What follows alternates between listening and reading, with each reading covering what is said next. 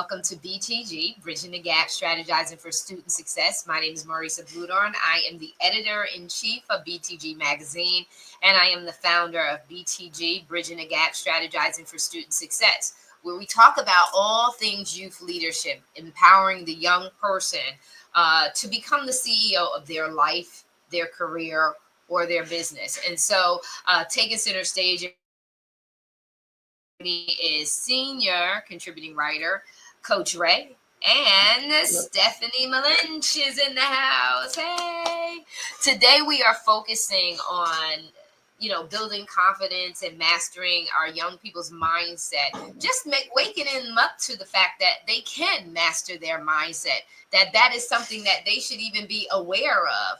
I know that oftentimes we talk about the conversations that are being held with our young people and how some of these are overlooked, not intentionally, but just because we're not thinking about connecting it with our younger generation, being conscious, mindfulness, right?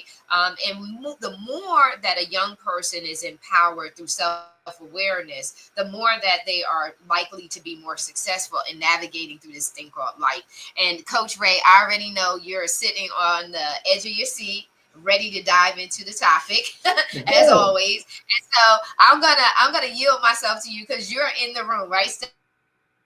Where it's happening. And so Coach Ray, lead us on. Talk to us about mindset and how it relates to building up confidence in our young people.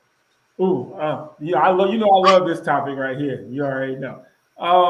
Mindset is everything, and unfortunately, these young people don't understand the significance of having the right mindset when moving forward to their goals. A lot of their mindsets are focused on and based on what everybody else assumes and how everybody else wants them to be portrayed.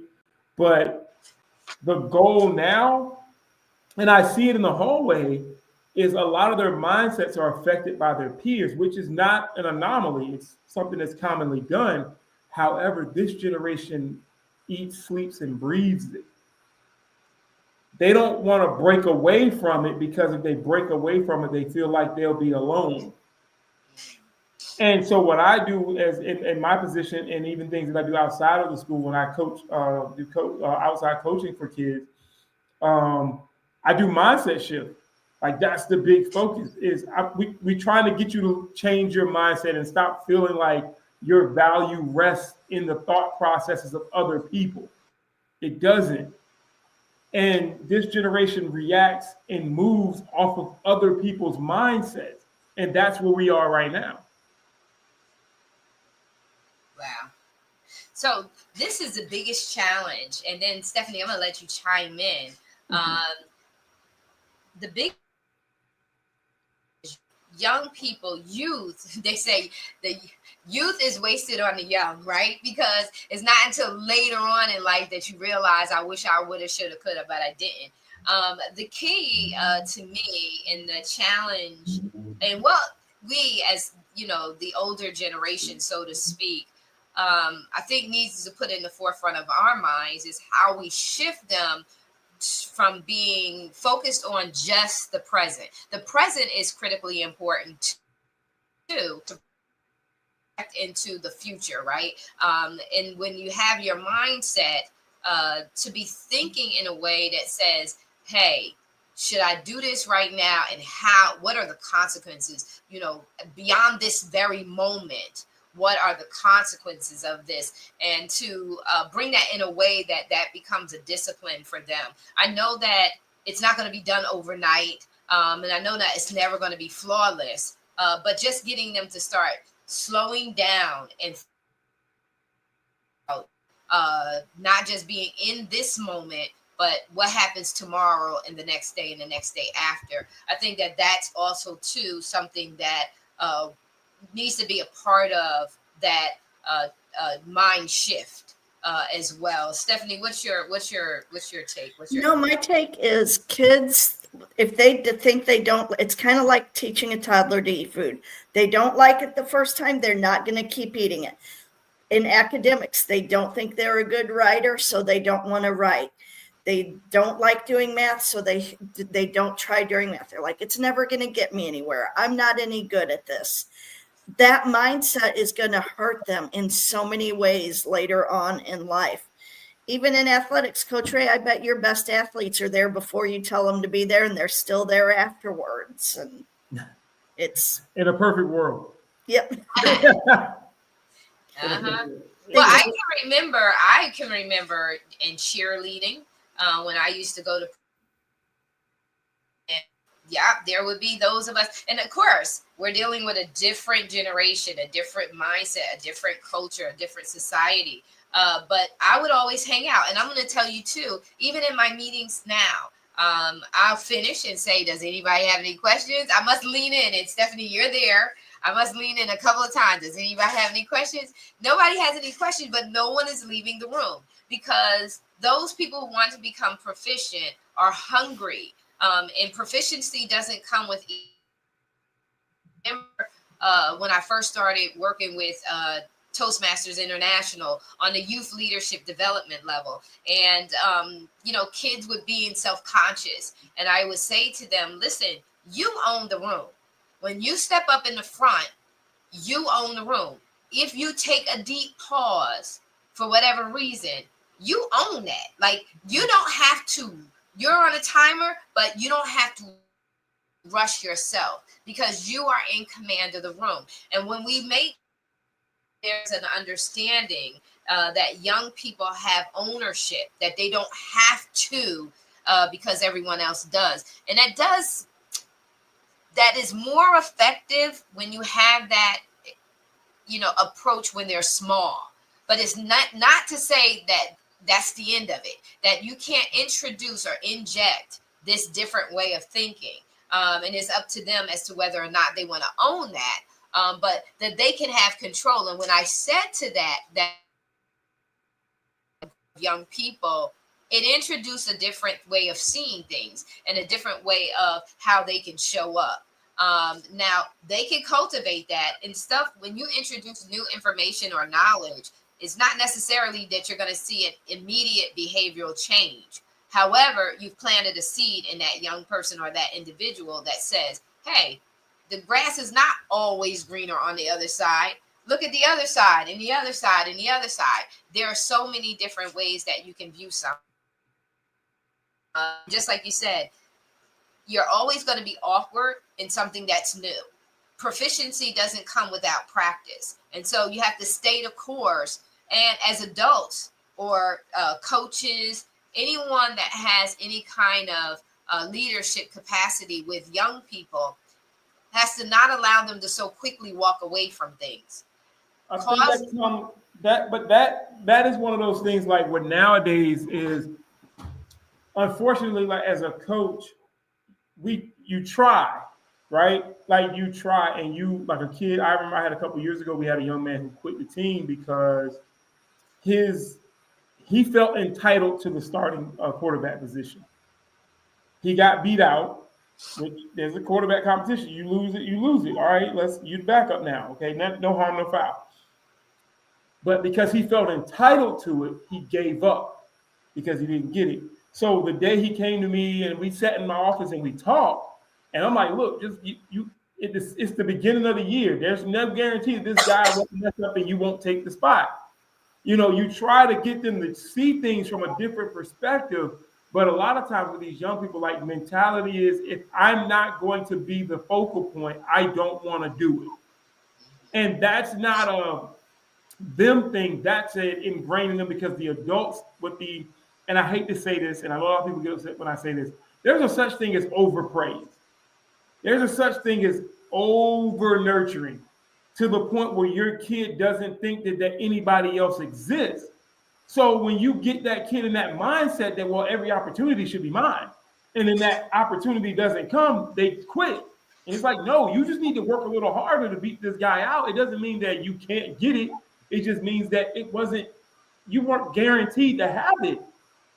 So that's the big thing with mindset shift is a lot of these young people don't want to actually shift their mindset to the point of, I got to apply some effort here because everything ain't guaranteed, but that comes from home with the over nurturing when the kid just they don't know how to receive no.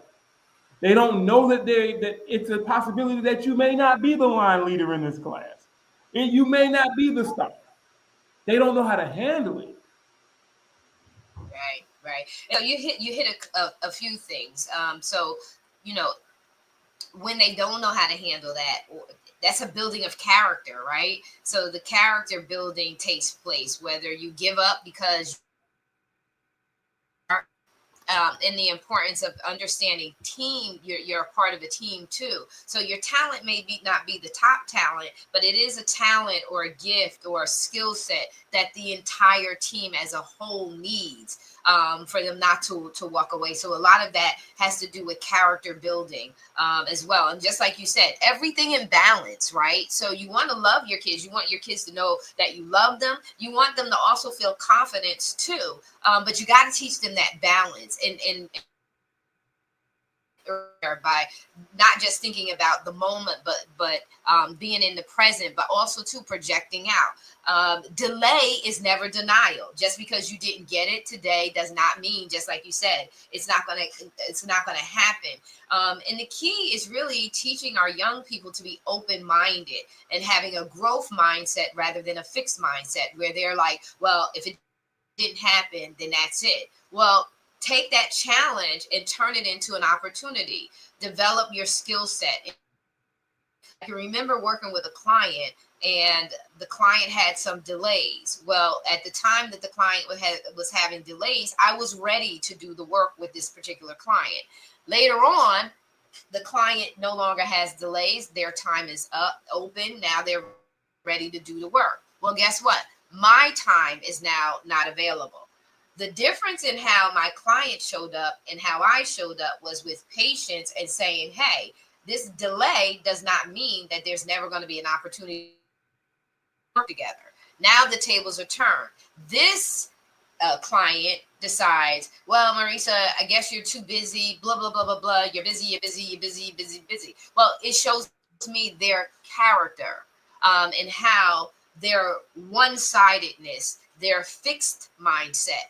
And I had to tell the client, I had to come back because this is a learning experience. And what we need to do with our young people is to begin to take time to not only have these as adults, teach our young people that the same lessons we learn as adults, you're learning even in no matter what developmental stage you're at, you're always going to be learning these things. It's about character building. And I had to really say to that individual, listen, this point, that point, and this point, and bring them back into the sobriety of how they're behaving and how they're showing up with their character. And that's what we have to do with our young people. I know between yesterday and bringing a child up and today and bringing a child up is that some of the basics, and I think that we discussed this many, many months ago, or even a year or so ago, in regards to chores. There is a way that you develop and cultivate character by the chores and the routines in the home. Washing the dishes for a week. No, you don't want to wash the dishes, but you have to, because this is a part of the family. This is a team. This is your role as a team player. These basic principles and disciplines, washing the dishes, doing the laundry, cleaning the house, being responsible for your younger siblings, to a certain extent. These are all disciplines that raise up young people and build character. Well, if they're absent, then guess what? There's no character building. So there is no learning of, consequences. There's no learning of results. Basic discipline, basic knowing how to save your money, how to preserve your money. If you're given $5 at the beginning of the week, do you keep going to the candy store and spending that $5 up in the first day, or do you hold on to it? That's a discipline.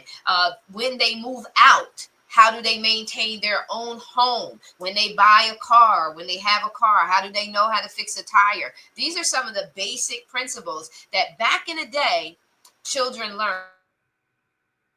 how to fix a tire. Why? So God forbid they ever break down and it's a tire issue, they know how to fix the tire themselves. That's before we had AAA and all of this roadside assistance, right?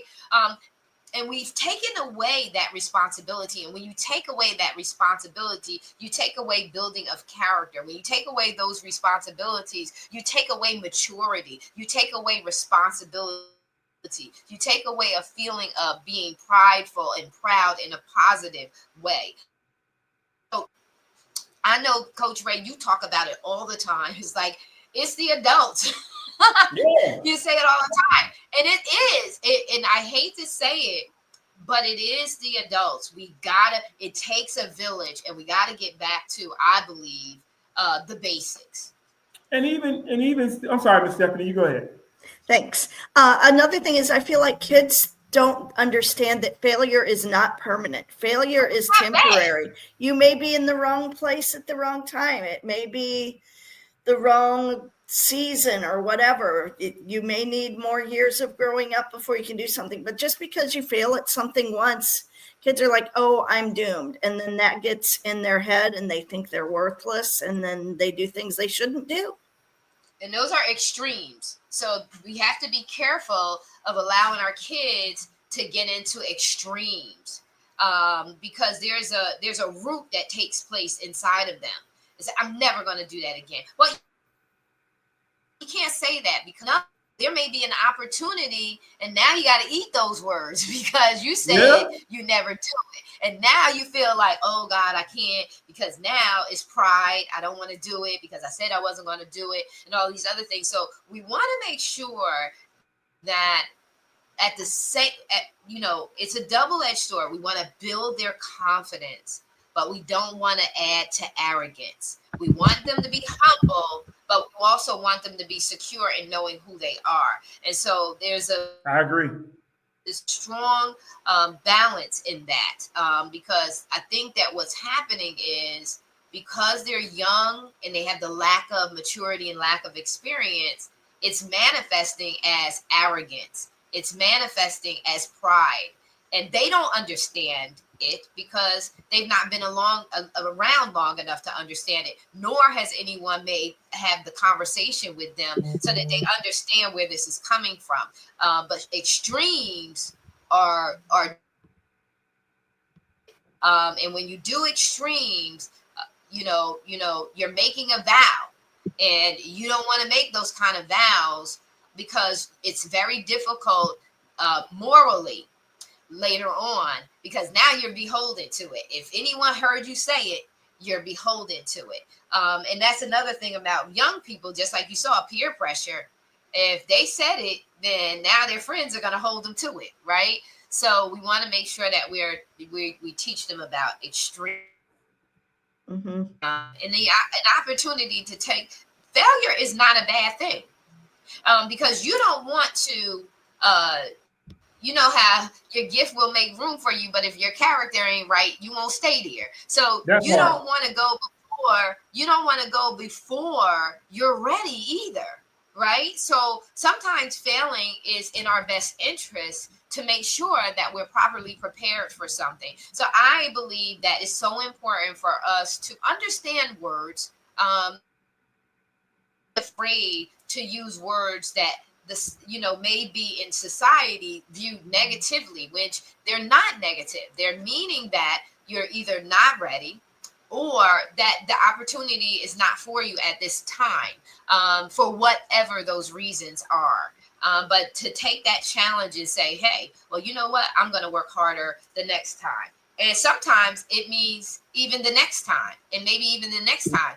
And what may be involved here is character remaining intact, so that when you get the opportunity and it's presented to you and that door is open, that you're humble and that you receive it well and you handle it with respect at that time. So yeah, mindset shift, doing that mindset work is critically important, and it is designed to build confidence and self-awareness. And it's never too early to start teaching kids about affirmations and posting words that are always in their mind. It's like teachers are great at putting affirmations in their classroom, but these kids need affirmations in their bedrooms. They need affirmations in the kitchen.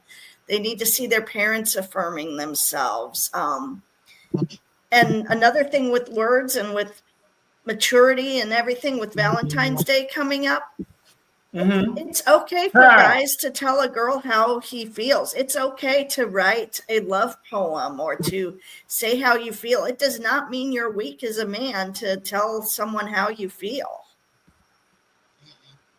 It's not. And you know what else too with the affirmation part? It's nice that it's on the wall. It's nice that it's up. But we have pictures up in our homes and everything else that we walk by every day and forget that they're even there. In the classroom and at home, it should be important and valued to discuss the affirmation. What does that mean? What does that mean? How do you see that? How do you feel when you say it? Are you owning what you're saying in this affirmation, or are you saying it real quick? What's the deep meaning to you? When we have those meaningful conversations about, phrases, words, and quotes, and even when we're teaching, period, at all, are we teaching for deeper rooted understanding and knowledge of any kind of information we're receiving? That's why Own It, BTG, is about how are you connecting emotionally? How are you showing up emotionally?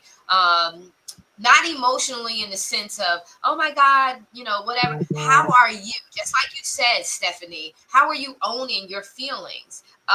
When you express yourself, are you focused on being rejected, or is it a priority for you to be authentic? Right? So are we worried about what other people think, or are we going to be true to ourselves? Because that's where the moral conflict, anxiety comes from. Anxiety comes from a place where you are behaving one way when you believe another way. And so we want to make sure that we're teaching them to behave the way that they truly, wholeheartedly feel. Not the way that they're compromising and fitting in. And it takes a lot to undo that. But when we start speaking to them from our own authenticity and your own passion and heart's drive, I think that show up. Oh, sorry. I'm sorry. I didn't know you were still talking. I think you have to look at it from when you are talking to these kids and you're talking to young people.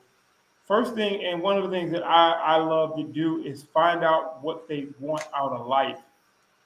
Because some of them don't have direction because nobody's actually sat them down and said, hey, what do you want? Like, what? Because the adults don't know. Right. And the adults don't know for themselves. So I always ask, like, what are your goals? Like, give me your top 3 goals. And then, cool, after I get that, let's figure out how we can achieve the shortest distance, the one that has the shortest distance first.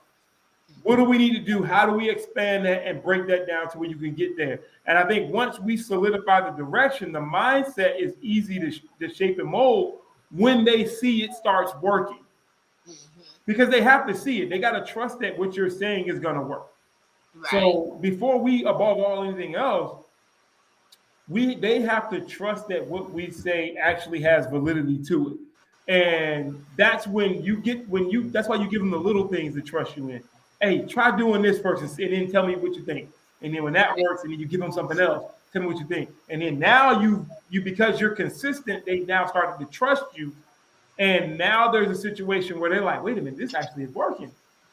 So, okay, well, how'd you get to this place? Let me help you. Right. So now the door is open. Let me help you. Let me teach you how to change the way you think about things to show you that the way you were once thinking may not be that important to you. And ask them, what do you see your life looking like? Start asking those questions that we think are for adults. Start asking them for the young people, because you don't want to be an adult and then start looking around and say, what do I want to do with my life? You want to, as long as you have a connection with young people, is to always ask them what it is that they want to do with their lives. You know how in the talk about prepping for your future. Is like provoking them to think about, you don't have to wait to get an internship.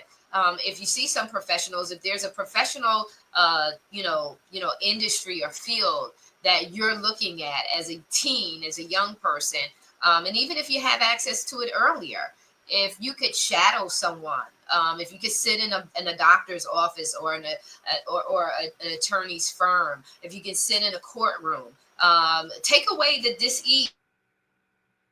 Courtroom. You don't have to be in a courtroom because there's some violation that's taking place. You could be in the courtroom as long as it's legal and you have access to it, so that you can see a hearing, so that you can get familiar with what real life professional profiles really look like. Sit in a dentistry's office, see if you can shadow something, because if you say to a young person, what do you want with your future, and they have no idea the different occupation. In one issue, we listed a bunch of different occupations that are out there that we don't talk about, like stuff that we never even think about. There's different levels to being in the dental industry, right? There's different aspects of how you can show up. There's different aspects of how you can show up in the medical field, in the insurance field, even in sports. You don't necessarily have to be,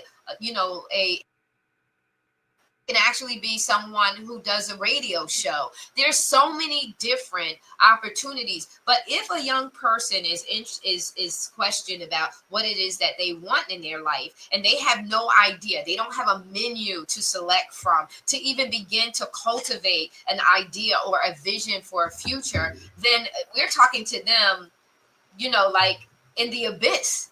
We got to give them something concrete that they can focus on. I remember at AT&T, I forget what it was called, did these interviews with young people.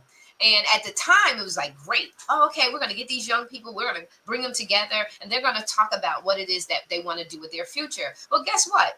They're puppets. They're going to say anything because they're in front of the camera. I didn't realize that until years later when I left the company and began to think about, behavioral responses, how people show up, authenticity. And I said, you know what? These young people were put in front of a camera, and they said the camera the people wanted to hear. What needed to be done was, hey, you want to go in that career? Well, we got you assigned to so-and-so in room blah, blah, blah, blah, blah. We got you assigned to so, and you're going to spend a day watching an engineer. And there's so many different types of engineers: civil engineers, electrical engineers, software designers. So there's so much work that's out there that can be done, that we need to start having the conversation with young people that says, hey, what is it that you, how's your cognition? How do you learn? Do you learn with your hands? Do you learn listening? Do you learn by observing and assessing? Are you analytical? Are you judging? Do you judge certain things?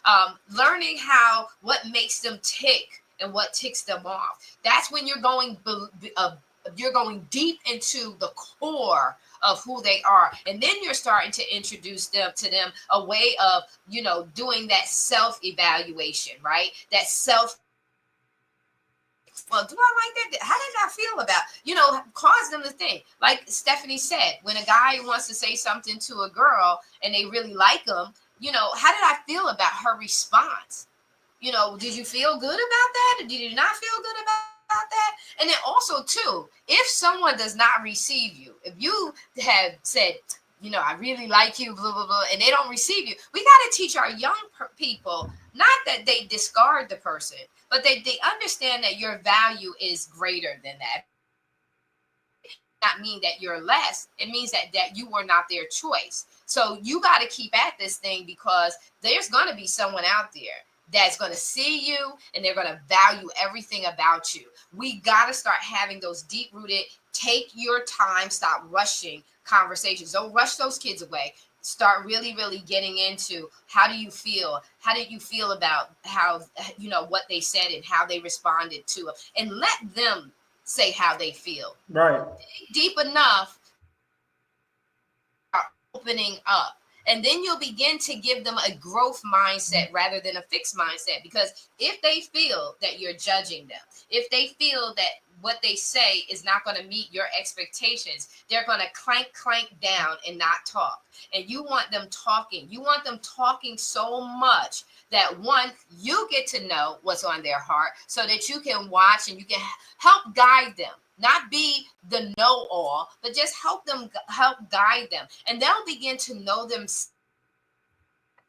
that I'm telling you, they will pressure their peers. Their peers will no longer pressure them, because they will build up and have that self-confidence that's required for them to not only set a goal, but to also achieve it. And so we're going to close out. Coach Ray, I know you got some. Stephanie, I'm going to let you go. And then Coach Ray, you're going to let you have the floor to take us right on home. Stephanie, what are your closing thoughts? You know, talking about words and everything, think about when you say something to someone, and teach your kids this too. Ask the other person, how did you feel when you said that? Did they feel authentic when they said that? Did they feel like they were just saying what they thought someone wanted to hear? I don't remember. That really stuck with me. Someone said that this week, to ask people that. And I'm like, I know a lot of people that I need to ask them, how did you feel when they said that? Or is that how you wanted that to come across? Mm-hmm. People don't realize what they're saying all the time. Yes. A communication. You can either offend or you can influence. So, Coach Ray? At the end of the day, when we're talking about the mindset of a kid, we got to remember that they're still kids, and the expectations for them to have the sharpest mindset at the ages that we want them to have it is counterproductive to our roles as adults. Our roles as adults should be to shape and mold them so they have a strong mindset when they need it later. So we have to get out of, and I'm not, this is not us, because us three, we understand. But as adults, we have to look at it from the perspective of they're still learning. Absolutely. They still don't know their deficiencies. They still don't know their fears fully. They still don't know their emotional strength yet. So when we're trying to get them to realize the potential that they don't know they have yet, we got to exhibit a lot of grace. We got to exhibit a lot of patience to get them to where we need them at. So I say that, and I end with this: have a little patience with the kids, because a lot of their mindsets have been shaped by what they've seen and not what they know. Yeah. You're so right. That's why I said you got to slow down. Stop having quick conversations. Don't brush them off. Make sure that you're available to them. Like I said, my kids are 37 and 32. So I have been down the road, and my grandchild is 14. She'll be 15 this year. And so when I said come to a place of being seasoned and knowing that you have to slow down and let kids have your time and your attention so that they are able to cultivate that mindset and begin to shift it. You got to be able to do that time. We got to make ourselves available to our young people. And so this has been really, really, really good. I love it. I'm so I love it. I'm so thankful for you guys. And anyway, ladies and gentlemen, have a great weekend. And y'all be blessed. It's almost Friday. So enjoy yourself. Take care. Be blessed. We'll see you soon. All right. God bless. Good night.